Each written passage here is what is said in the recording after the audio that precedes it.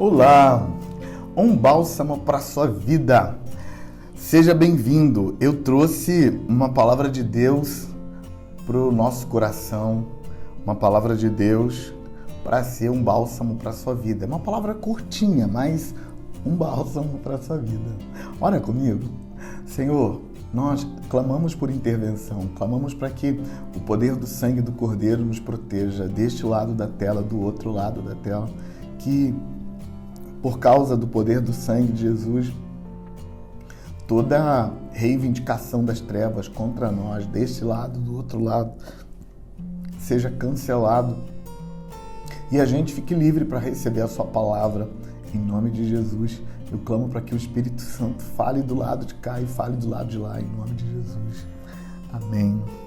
A palavra que eu trouxe para ser um bálsamo para a sua vida é 2 Coríntios, capítulo 1, versículo 3 e 4, e eu estou lendo na versão NAA. Olha que texto gostoso de ser lido.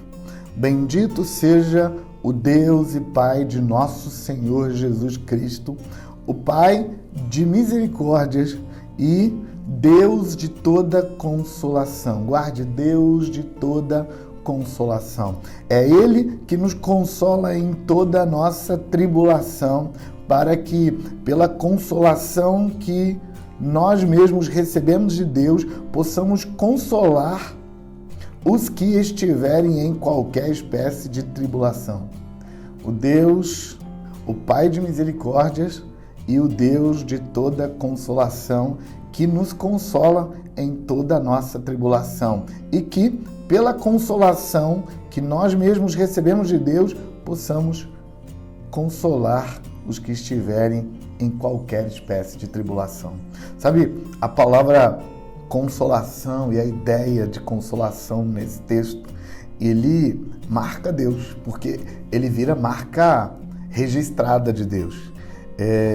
Esse Deus é chamado aqui de o Pai das misericórdias, mas ele é o Deus de toda consolação. Olha que coisa interessante. O Deus que tem misericórdia de você como Pai, porque ele é Pai de misericórdia. Ele é também o Deus, aquele que ocupa o lugar da divindade de toda consolação. Para a maioria de nós, esses dois títulos, essas duas tarjas que o apóstolo Paulo coloca em Deus juntas, elas não deviam coexistir, porque a palavra misericórdia colocada no Pai aqui, ela indica uma capacidade, eu diria que sobre-humana, porque os humanos não tendem muito para isso, mas a misericórdia é uma capacidade sobre-humana de sentir a miséria do outro como se fosse minha. E isso é muito interessante porque Paulo tarja Deus, Paulo nomeia Deus como o Pai das misericórdias.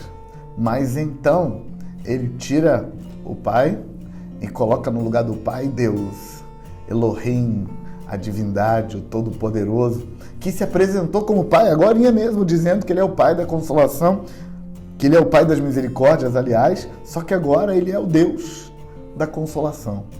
E o Deus da consolação, ele não só nos consola nas nossas tribulações, como ele espera que a gente pegue o consolo que recebeu dele e distribua por aí, consolando outros que vivem em tribulação. O que tem de antagônico nessas duas percepções, na nossa leitura errada, é que nós amamos que uma determinada divindade seja capaz de sentir a nossa miséria, porque misericórdia é isso, é sentir a miséria do outro no nosso próprio coração. A gente ama a ideia de que existe uma divindade que sente misericórdia de nós. A gente ama a ideia de que existe uma divindade que é capaz de sentir a nossa miséria. E Yahvé, o nosso Deus, o Deus da Bíblia, ele é muito capaz de sentir a nossa miséria no seu próprio coração, tanto que ele se fez gente para sentir a nossa miséria de perto. Mas sabe o que a gente acha que não linka, não mistura, não dá liga? É quando ele diz que ele é o Deus de toda consolação. Porque aquele que consola não resolve, ele consola. Sabe, tem um texto em Salmos que não consigo me lembrar agora, mas se eu não estou enganado é o Salmo 43, em que o salmista diz assim, ao justo o Senhor lhe afofa o leito no tempo da enfermidade. E quando eu li esse texto pela primeira vez, me deu uma revolta. Sabe aquela revolta que brota no coração dos ateus? Eles dizem, se Deus existisse, não havia o mal no mundo.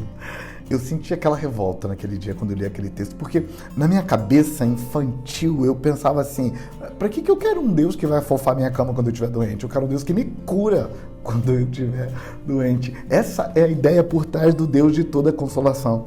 O Deus que consola significa que você está vivendo um momento de tribulação, que a palavra que aparece aqui é tribulação, um momento de aperto, um momento de dificuldade, e em vez de ele chegar com a varinha mágica dele e fazer pelim-pim-pim e você está resolvido, ele não faz nada de pelim-pim-pim, ele chega, olha para você com um olhar de misericórdia, faz cafuné, ajeita o seu travesseiro, deita do lado, te abraça, dá beijinho na testa e fala, eu tô aqui, meu filho. E tudo que a gente queria da vida era que ele tirasse a gente daquela situação. Essa palavra consolo tem a ver com isso. E Deus é o Deus que consola. E eu queria que você notasse que quando ele tem misericórdia, ele é chamado de Pai. Mas quando ele consola, ele é chamado de Deus. E sabe por quê que ele é chamado de Deus aqui? Porque o caráter dele impede que ele faça coisas que não podem ser feitas. Sabe, Deus é tão respeitoso quanto às leis e princípios que governam os mundos, que quando ele quis salvar a humanidade, ele não usou o seu poder de fazer intervenção. Quando ele quis salvar a humanidade, ele virou gente e veio morrer no nosso lugar para pagar a nossa conta que a gente tinha feito sem consultar ele. Então, por que Deus, às vezes, ele não resolve? Por que às vezes Deus não cura, ele afofa a cama? Por que às vezes ele não resolve o problema, ele nos consola dentro da tribulação? Porque às vezes não é o tempo de resolver o problema, mas ele vai resolver. Sabe, quando o salmista diz que no tempo da enfermidade o Senhor afofa a cama do justo, é porque aquele é o tempo da enfermidade, não está na hora de curar ainda. Mas mesmo não estando na hora de curar ainda, Deus vai estar lá para consolar. O Deus de toda consolação, ele quer que a gente se renda e aceite o consolo algumas vezes. Algumas vezes não é a hora de Deus resolver as suas finanças ainda, meu filho. Às vezes não é a hora ainda de Deus curar essa enfermidade. Às vezes não é a hora ainda de Deus fazer aquela intervenção que você está clamando e batendo na porta insistentemente. Às vezes agora é a hora de Deus te dar colo, fazer cafuné, afofar a cama e dizer, meu filho, aguenta só mais um pouquinho, porque o Pai já vai fazer, só não deu a hora ainda. O Deus de toda consolação trouxe para você um bálsamo para a sua vida. Senhor, eu oro pelos teus filhos, eu oro para que a verdade de Deus flua com força e toque o coração do teu filho, da tua filha ali, do outro lado da tela. Que a graça de Deus faça essa palavra ser um bálsamo para a vida deles, em nome de Jesus. Amém. Deus abençoe você.